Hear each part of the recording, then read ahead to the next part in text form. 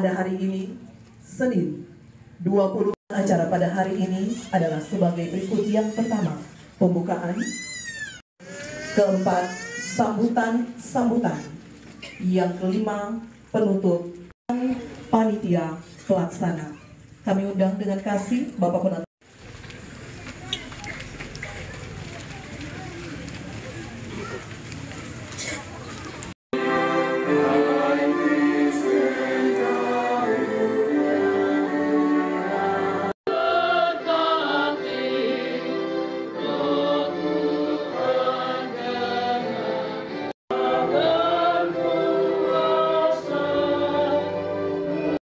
Yang menjadikan langit dan bumi, dari Yesus Kristus yang bertahta di sorga dan yang mencurahkan rohnya ke atas semua orang yang percaya kepadanya.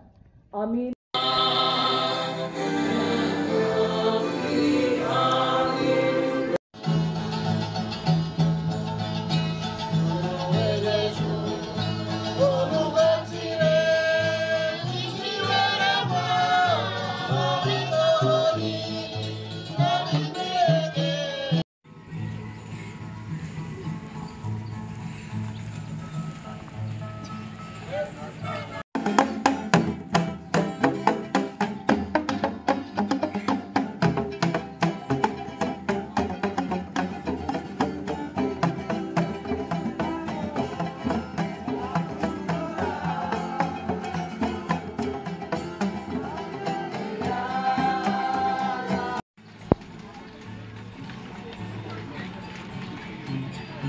Definisi adalah penghargaan atau pemberian yang diberikan oleh seorang atasan kepada bawahannya, sekalipun bawahan itu tidak layak menerimanya, diberikan saja.